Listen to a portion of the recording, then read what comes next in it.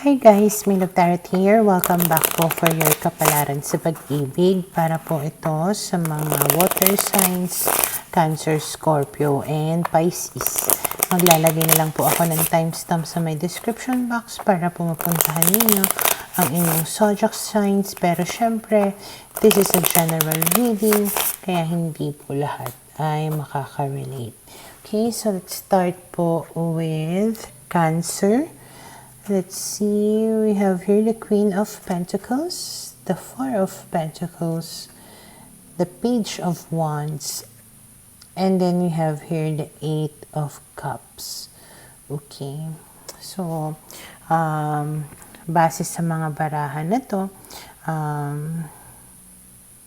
parang mas nagiging ano ka na sa self mo, secured. Okay? Kung dati parang obsessed ka or napaka-possessive or clingy mo sa person mo, especially kung yung person mo ay fire sign, Aries, Leo, Sag, maybe this time you are learning to let it go.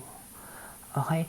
May possibility din na makukuha mo na yung lakas ng loob mo. Siguro, nalayuan itong tao na to, na i-let go na siya. Okay? And then, we have here the Ace of Pentacles, the Emperor, the Star, and then we have here the Devil. Isa sa mga reasons why is you might get attracted to somebody. Okay? It can be an Aries, fire sign ulit. Okay? Pero parang mas naging, parang nabuhayan ka ng pag-asa dito sa tao na ito. Talagang sobrang na-attract ka sa kanya. Nagka-interest ka sa kanya, na feeling mo mas may potential itong tao na ito at pwede kayong magkaroon talaga ng seryoso na relasyon. You are open with the possibility of having a new relationship, new beginning with this person. Okay? And then we have here the Knight of Pentacles, the Magician,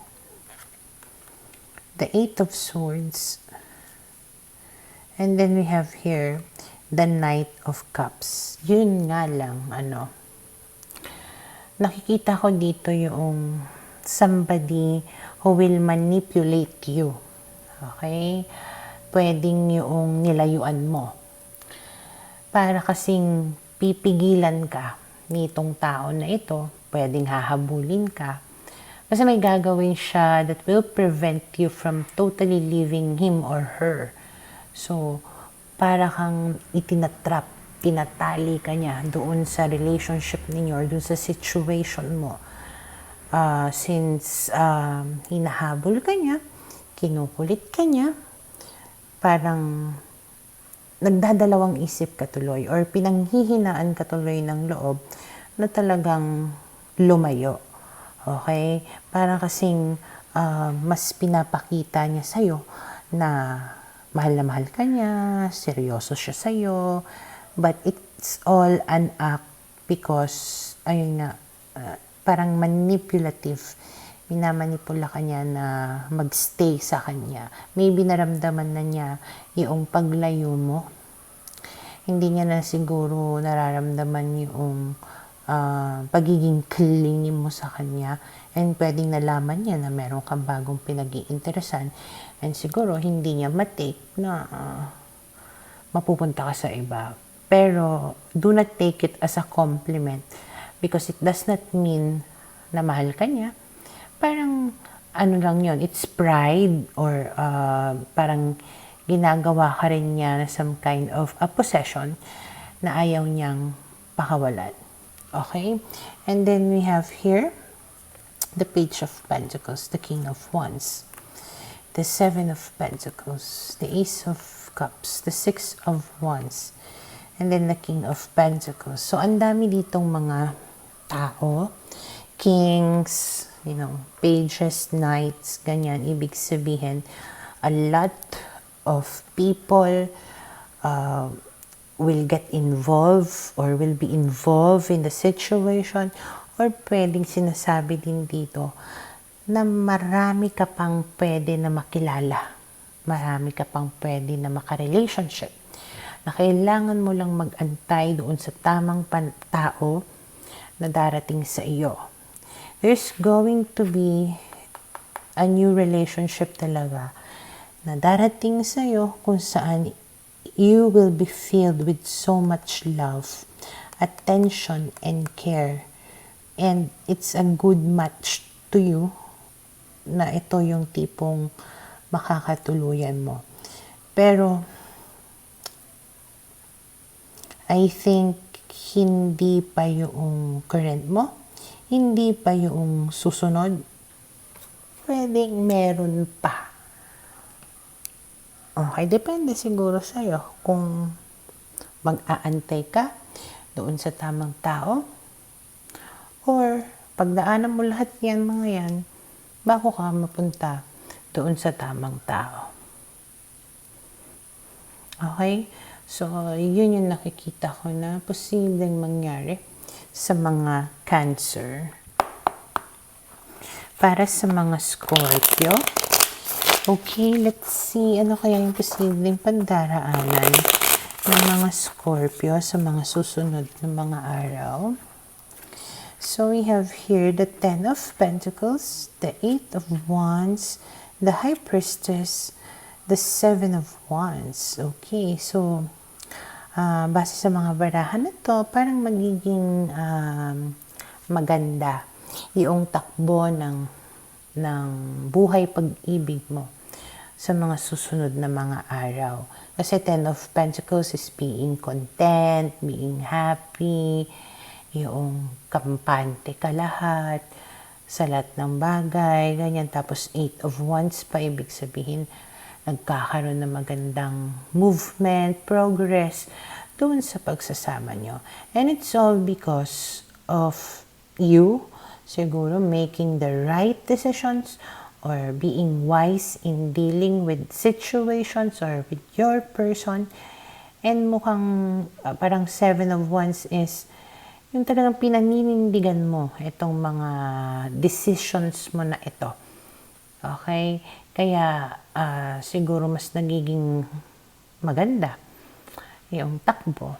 Unlike siguro before na dati, kumbaga masyado ka nagpapa-under, masyado mong hinahayaan yung partner mo to take the lead or sunod-sunuran ka lang.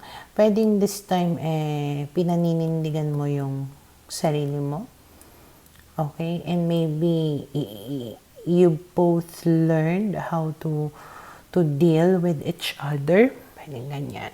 Okay? And especially, parang nagkakaroon kayo dito ng open communication with each other. Kaya mas naiintindihan ninyo yung isa't isa. Okay? And then we have here the Tower, the King of Wands, the Ace of Cups, and then the Lovers. So, parang nire-rebuild ninyo ngayon dito yung nasira na relationship ninyo. Okay? Kasi from the Tower, 10 of Pentacles So, ang maganda kasi kay the Tower, kahit na sabihin natin napaka-disastrous niyan or destructive, ibig sabihin lang, mas mapapatibay ninyo yung relationship ninyo or mas marirebuild ninyo yung relationship ninyo into something stronger. Okay? So, if you are dealing with a Leo, yun yung malakas yung energy, ibig sabihin, passionate din. Itong tao na to rebuild the relationship with you and to have a new beginning. Maayos yung relationship ninyo at maging lovers kayo. Okay? And then we have here the 6 of Pentacles. So, dahil nga nagkakaroon ng magandang communication dito, ibig sabihin nagkakaroon kayo ng give and take. Okay? And then we have here the Wheel of Fortune, and because of that, nagbabago yung mga bagay-bagay. Nagkakaroon ng magagandang changes. Okay? And mas nakikita ko dito yung person mo as somebody who's very giving, very understanding this time. Parang talagang gumagawa siya ng action in order to make you feel yung pagmamahal niya. Siguro naramdaman niya rin yung pagiging firm mo sa mga decisions mo. Naramdaman niya rin siguro na ay hindi ko na siya basta-basta mauuto pa. Hindi ko na siya basta-basta na mapapasunod sa akin. Kailangan ko sigurong kuhain muli yung loob niya. Parang ganyan. Okay? And then we have here the Hierophant. So, ibig sabihin, mas nagiging committed kayo sa isa't isa. The Six of Cups, the Knight of Swords, Ten of Wands, Five of Cups, Five of Wands, and then the Two of Swords. Meron lang ditong someone from the past na maaaring magdulot sa inyo ng problema. Itong tao na to, pag-aawayan ninyong dalawa. Okay, and dahil sa tao na to, pwedeng magdalawang isip ka na naman dyan sa person mo. Ang ano ko lang dito is, hindi porke manunumbalik or magpaparamdam or e-eksena muli yung tao na yan sa buhay ninyo, hindi ibig sabihin gusto din noong partner mo or pwedeng kung ikaw yung binabalikan, hindi ibig sabihin na gusto mo din. It's just that pwedeng mag-create itong tao na to ng conflict na between the two of you. May dala siyang problema. And hindi ko rin ililimit into someone na magiging third party or naging third party. It can be anybody. Okay?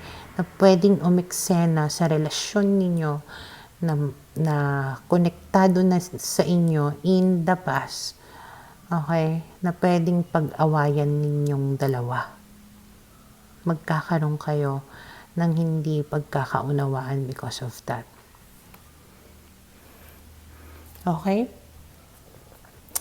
So, kailangan mo lang talagang, again, to be wise in making decisions. And, of course, to communicate sa isa't isa ng maigi para maisaayos ninyo muli itong posibleng problema na darating sa inyo. Okay? So, yun yung nakikita ko na posibleng mangyari sa mga Scorpio. Para sa mga Pisces, okay, let's see. Ano kaya yung posibleng pagdaraanan ng mga Pisces sa mga susunod na mga araw? So, we have here the Nine of Swords, the Moon, the Page of Swords, and then we have here the Nine of Wands. Okay. So, if you are dealing with an air sign, Gemini, Libra, Aquarius, malaki yung chance na itong tao na to ay bibigyan ka na naman ng problema. Stress ka na naman dito sa tao na to. Kasi parang ang gulo-gulo na, ang labo-labo. Pwedeng meron na naman siyang inilihim sa'yo. Okay? Pwedeng pagod ka na sa kanya, sa kakasinungaling niya siguro sa'yo or sa pagtatago ng mga bagay sa'yo. So, it's causing you a lot of stress, confusion, and then here, yung pagkapagod mo dito sa tao na to. Okay? And then we have here the Eight of Pentacles, the Hanged Man, so, Two of Swords, and then the Ten of Wands. Though nakikita ko naman dito yung pwede ka makipag-ayos, pwede ninyong ayusin whatever it is na nagiging problema ninyo. Pero nandiyan kasi si Hangman eh. So ibig sabihin kahit anong effort mo pa, kahit anong gawin nyo na ayusin yung sitwasyon ninyo, parang walang nangyayari. Okay? And Two of Swords, para ka na ditong hindi ka na sigurado sa tao na to kung magkakaroon pa nga ba ng pagbabago itong tao na to. Tapos pabigat na ng pabigat, yung nararamdaman mo dito sobrang burdened ka na, pagod ka na nga eh. Dito sinabi ko na dito 9 of Wands, pagod ka na, biglang naging 10 of Wands, talagang sobrang pagod ka na. Okay? And then we have here the King of Pentacles, the Page of Cups, the Six of Pentacles, and then the Eight of Cups. Okay, so ang sinasabi dito, may chance na meron kang makilala na bagong tao or pwedeng meron kang pag-interesan na bagong tao. Kung hindi man ikaw, pwedeng merong magka-interest sa'yo na ibang tao.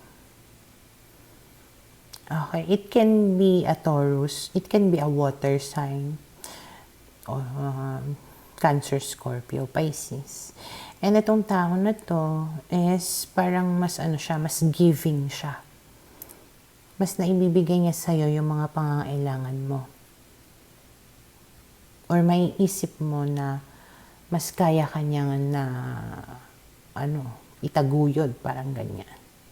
And maybe because of this person, pwede rin maisipan mo na, layuan ko na lang kaya itong mga problema ko na to. Iwanan ko na lang kaya itong tao na to na nagbibigay sa akin ng stress. Parang ganyan. Okay?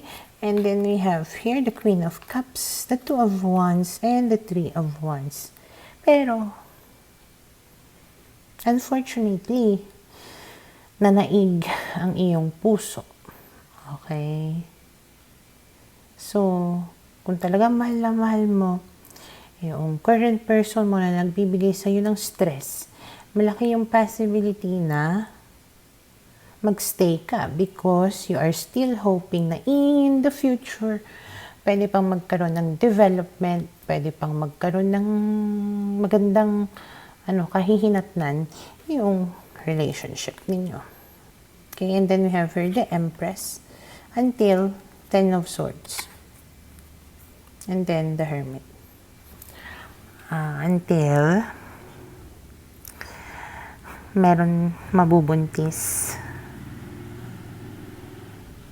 may mabebetray, and somebody will be left alone.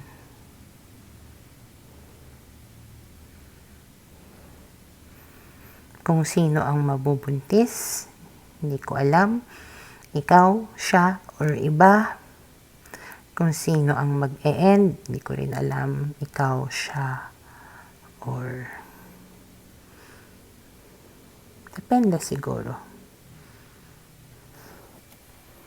Okay, but with the Hermit here, ibig sabihin, somebody will be left alone, wondering what went wrong. Okay? So, yun yung nakikita ko na posibleng mangyari sa mga Pisces.